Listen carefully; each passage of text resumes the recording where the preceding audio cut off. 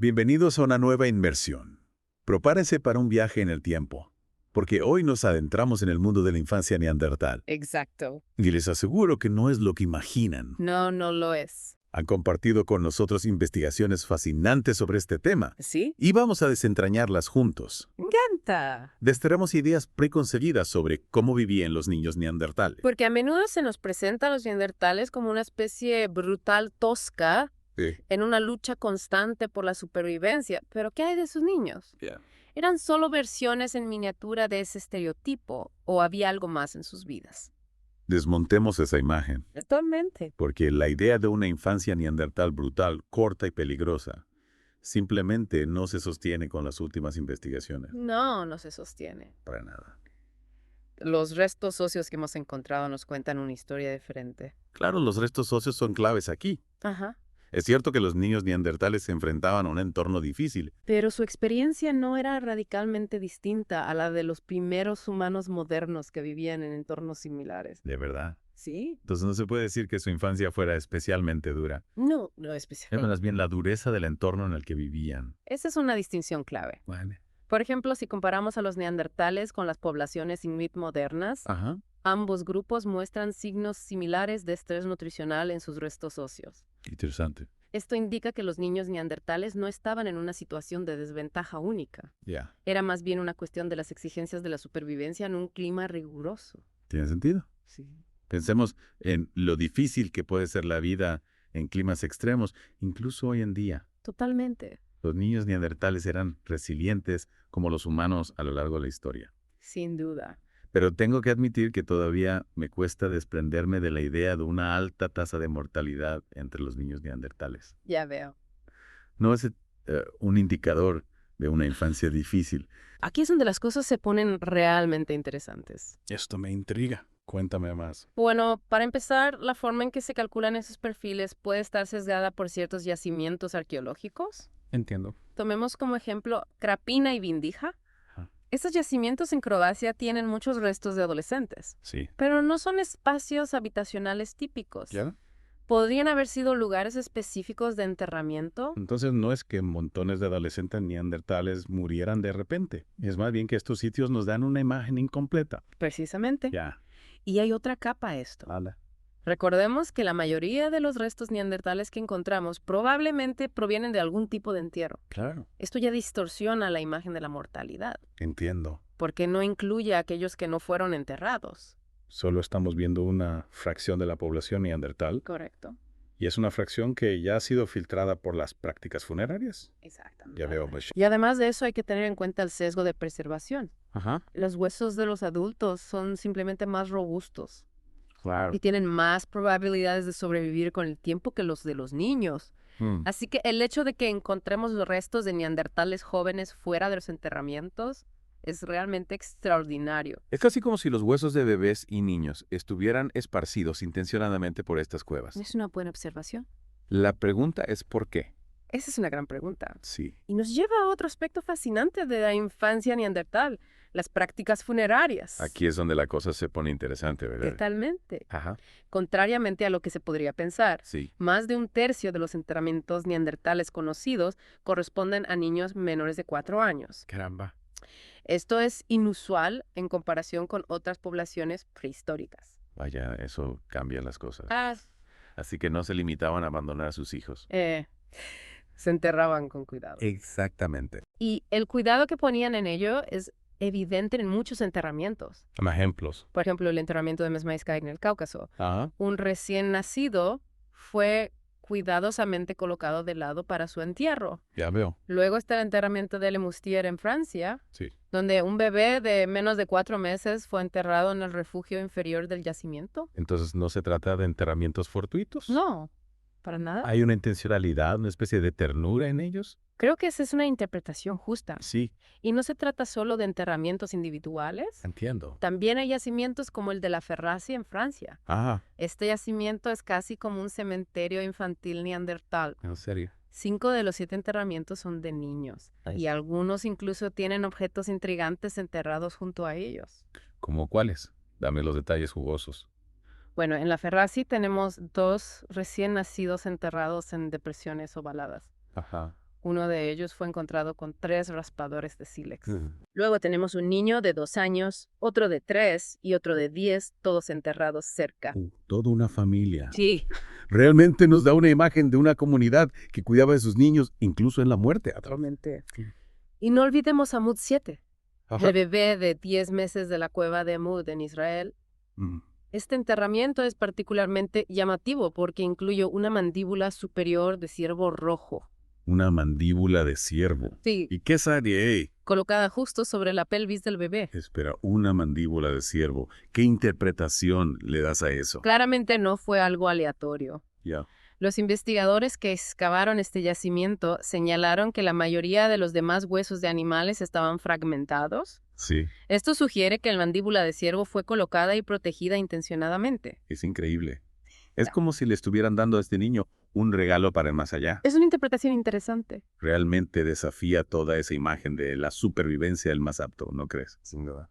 La abundancia de enterramientos infantiles y los objetos asociados sugieren una profunda preocupación por los jóvenes. Totalmente. Está muy lejos del estereotipo brutal. Claro. Pero para entender esto aún mejor, Sí. tenemos que fijarnos en la estructura social de las familias neandertales. Parece que vivían en grupos más pequeños y aislados que los humanos posteriores. Así es. No. Vivían en pequeños grupos muy unidos, lo que probablemente tuvo un gran impacto en su desarrollo social y emocional. Vale, estoy listo para sumergirme en la dinámica familiar de los neandertales. ¿De acuerdo? ¿Qué tipo de pruebas tenemos de sus estructuras sociales? Bueno, una pieza intrigante del rompecabezas proviene de la Cueva del Sidrón en España. Ajá. ¿Recuerdas ese yacimiento donde todo un grupo neandertal pereció en una catástrofe natural? O si es una historia trágica. Sí. Pero debió ser una mina de oro para los investigadores. No fuera. Encontraron los restos de 6 adultos, 3 adolescentes, 2 jóvenes y un bebé. El análisis genético mostró que los niños estaban emparentados con algunos de los adultos. Interesante. Y que los machos adultos eran probablemente hermanos. Ya. Esto sugiere una estructura familiar centrada en machos emparentados madres y sus crías. Un clan bastante unido. Pero ¿es solo un ejemplo aislado? ¿O hay más pruebas que apoyen esta idea de grupos pequeños y aislados? Hay más. Cuéntame. La evidencia arqueológica de otros yacimientos neandertales apunta a grupos de menor tamaño en comparación con los humanos posteriores. Estamos hablando de unos 25 individuos por grupo. Eso es minúsculo. ¿Y las interacciones entre estos grupos eran amistosas? No necesariamente. No.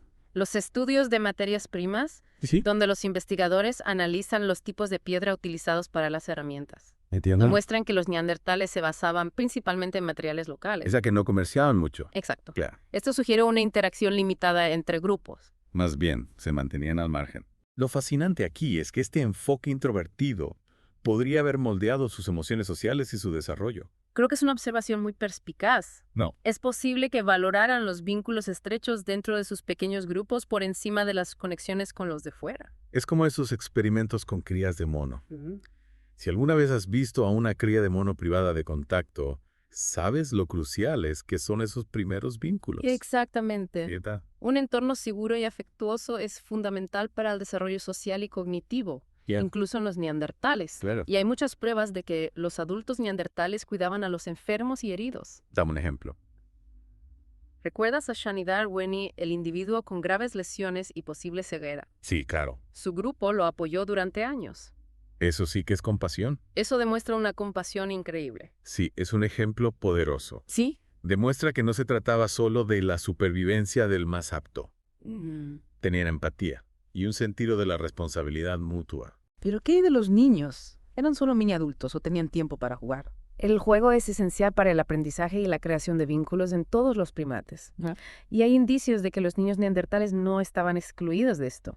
Por favor, dime que hay pruebas de juguetes neandertales. Bueno, Necesito saberlo. Bueno, hay algunas posibilidades tentadoras. Cuéntame. Por ejemplo, los arqueólogos han encontrado hachas de mano en miniatura en yacimientos como Foxhole Road y Rainen. Hachas de mano en miniatura. Como herramientas de tamaño infantil. Exactamente. Qué guay. Piensan cómo los niños de hoy aprenden imitando a los adultos. Sí. Que tal vez estas hachas de mano eran una forma de que los niños neandertales hicieran lo mismo Tiene sentido. y aprendieran valiosas habilidades de fabricación de herramientas. Tiene mucho sentido. Es como jugar a las casitas, pero con herramientas de piedra en vez de tazas de té. Me gusta esa analogía. Me encanta. Algo más que pueda considerarse un juguete neandertal. Hay un artefacto más realmente intrigante. La máscara de Roche-Cotard. Una máscara. Cuéntame más. Es un trozo de piedra que ha sido modificado para que parezca una cara. Ajá. Lo que es particularmente interesante es que sus proporciones son similares a las de un bebé. ¿Podría esta máscara, con sus proporciones de bebé, ser arte hecho para un niño neandertal? Es una posibilidad tentadora. Es como el ancestro evolutivo de un osito de peluche. Exacto. Me imagino perfectamente a un padre neandertal tallando una carita de piedra para que su hijo juegue con ella. Es una imagen entrañable, Realmente desafía nuestras suposiciones sobre su rango emocional y su complejidad. sin duda. No. Y hablando de complejidad, tenemos que abordar otro error común sobre los neandertales, su Bueno. capacidad de pensamiento De simbólico. acuerdo, entremos en materia. Vale. Tengo la sensación de que esto se va a poner interesante. Ya verás. Verás, la narrativa tradicional a menudo describe a los neandertales como carentes de pensamiento simbólico, como si solo estuvieran centrados en la supervivencia. Ajá. Pero las pruebas sugieren lo contrario. Entonces estamos diciendo que los neandertales eran artistas, Bueno, que tenían un rico mundo simbólico como los primeros humanos modernos. no es tan simple. Ya veo. Aunque los neandertales crearon objetos simbólicos, ¿Sí? son relativamente raros en comparación con lo que vemos en los humanos posteriores. De acuerdo, ¿y cuál es la explicación de esta diferencia? Buena pregunta. Es que no eran tan buenos en el arte. Podría ser. O estaban expresando algo diferente. Aquí es donde vuelve a entrar en juego su estructura social. Claro. ¿Recuerdas que hablamos de que vivían en estos pequeños grupos aislados? Sí. Bueno, si no interactúas tanto con los de fuera, Ajá. hay menos necesidad de usar símbolos para comunicarte o señalar tu estatus. Es como si no necesitaran el mismo tipo de ostentación Exacto. que los humanos posteriores que competían por la atención en redes sociales más amplias. Sí. Entonces, si no usaban símbolos para la señalización social, ¿para qué los usaban? Esa es una pregunta que sigue fascinando a los investigadores. Algunos argumentan que el simbolismo neandertal era más introvertido, tal vez desempeñando un papel en los rituales Ya. o en las expresiones de identidad grupal. Más bien para fortalecer los lazos dentro del grupo que para presumir ante los demás. Exactamente. Y en este contexto, Sí. los niños podrían haber desempeñado un papel particularmente importante. Oye, eso es un giro interesante. Sí. Cuéntame más sobre cómo los niños podrían haber estado involucrados en el simbolismo neandertal. Bueno, pienso en los enterramientos que hemos comentado antes. Sí. Muchos de los niños fueron enterrados con objetos, Ujú. lo que sugiere que incluso los más pequeños eran considerados miembros importantes del grupo, Ya. tal vez incluso con una conexión especial con el reino espiritual. Es como si vieran a los niños con una especie de inocencia o pureza Sí. que los acercaba a lo sagrado. Esa es una forma muy poética de decirlo. Ya. Y creo que capta la esencia de lo que estamos tratando de entender. Entonces, ¿qué significa todo esto? Estamos diciendo que la infancia neandertal era una especie de época idílica y pacífica. Por supuesto que no. Ya. La vida seguía siendo increíblemente difícil para ellos, al igual que para todos los primeros humanos. Claro. Pero al deshacernos de estos estereotipos anticuados, Sí. podemos empezar a apreciar la profundidad y la riqueza de sus vidas. Es como si los estuviéramos viendo como seres humanos, Exacto. no solo como cavernícolas. Como personas. Cuidaban de sus hijos, tenían capacidad para el amor y la compasión, Sí. e incluso se expresaban simbólicamente, aunque fuera de una manera diferente a la de los humanos posteriores. Creo que es un hermoso resumen. Tengo que decir que esta inmersión me ha dejado alucinado. Me alegra. Me has dado una perspectiva totalmente nueva de los neandertales. Bien. Ya no son esas figuras distantes y brutales. Ya. Puedo verlos como familias, como comunidades, como personas que amaban y cuidaban a sus hijos. Eso es lo gratificante de la arqueología. Sí, Nos permite conectar con el pasado de una manera que es a la vez intelectualmente estimulante y emocionalmente resonante. bueno, antes de que nos pongamos demasiado sentimentales, Vale. tengo una pregunta más que me quema. Sí. Hemos hablado mucho de cómo cuidaban los neandertales a sus hijos, pero ¿hay alguna prueba de buena disciplina? Esa es una pregunta fascinante, ya que es difícil responder de forma definitiva a partir del registro arqueológico. Vamos, suéltalo. Apuesto que había algunos niños neandertales que sobrepasaban los límites. No vamos a especular, por supuesto. Claro. Dado su entorno desafiante, Y la importancia de aprender habilidades de supervivencia, estoy seguro de que había expectativas y quizás incluso consecuencias por el mal comportamiento. De acuerdo, tal vez no hubiera tiempos muertos ni rincones de pensar. No lo sabemos. Pero apuesto a que había algunas miradas severas y tal vez un gruñido o dos para mantener a esos niños a raya. Es posible. Pero en serio, ¿cómo podríamos siquiera empezar a estudiar algo como la disciplina en el registro arqueológico? Es complicado. No es que vayamos a encontrar un manual de crianza neandertal. Tienes razón, es complicado. Ya. Pero podría haber pistas sutiles en cosas como los traumas esqueléticos. Entiendo. Por ejemplo, si vemos un patrón de lesiones que sugiera violencia interpersonal entre niños, podría ser un indicio de prácticas disciplinarias severas. Es un buen punto. Sí, Pero también podría ser simplemente que los niños son niños claro. que juegan bruscamente y se meten en líos. Exacto. Por eso es tan importante ser cautos a la hora de sacar conclusiones. Necesitamos más investigación, más pruebas y más colaboración interdisciplinar para comprender realmente las complejidades de la infancia neandertal. Bueno, tengo la sensación de que hoy solo hemos arañado la superficie. Estoy de acuerdo. Hay mucho más que descubrir sobre este fascinante pueblo. Y eso es lo que hace que la arqueología sea tan emocionante. Sí. Siempre hay más que aprender, más que cuestionar y más que desafiar nuestras suposiciones. Y hablando de suposiciones, creo que es hora de abordar otro importante. ¿Cuál? La idea de que los neandertales eran menos inteligentes que los humanos modernos. Vale, sabía que llegaríamos a esto tarde o temprano. Sí, Abordemos la cuestión de la inteligencia de frente. de acuerdo. Es increíble cómo estamos desmontando capas de prejuicios para revelar la verdadera complejidad de estos humanos antiguos. Me gusta esa analogía. Es como si estuviéramos excavando no solo huesos y artefactos, sino también nuestras propias ideas preconcebidas sobre los neandertales. Exacto. Y cuanto más aprendemos, más nos damos cuenta de lo mucho que aún desconocemos. Precisamente. Y creo que esta inmersión en la infancia neandertal ha sido un ejemplo perfecto de ello. Totalmente. Empezamos con esa imagen de criaturas brutales, toscas, casi insensibles. Y terminamos descubriendo una sociedad que cuidaba de sus crías, que tenía empatía, compasión, incluso un sentido de lo sagrado. Y eso es lo que espero que ustedes, nuestros oyentes, se lleven de esta inmersión. Los neandertales no eran tan diferentes de nosotros. En el fondo, no. Eran seres humanos que se enfrentaban a retos que amaban y perdían, que creaban e innovaban. Así que la próxima vez que oigan a alguien hablar de neandertales brutales podrán corregirlos. Totalmente. La investigación ha desafiado la narrativa tradicional y nos ha demostrado que los niños neandertales no solo sobrevivían, No, sino que prosperaban a su manera. no solo sobrevivían, prosperaban y dejaron un legado que aún hoy se está descubriendo y explorando. Esa es la belleza de la arqueología. Nos conecta con nuestro pasado humano compartido de formas que nunca hubiéramos imaginado. Bien dicho. Gracias por acompañarnos en esta inversión. Hasta la próxima Sagian Explorando.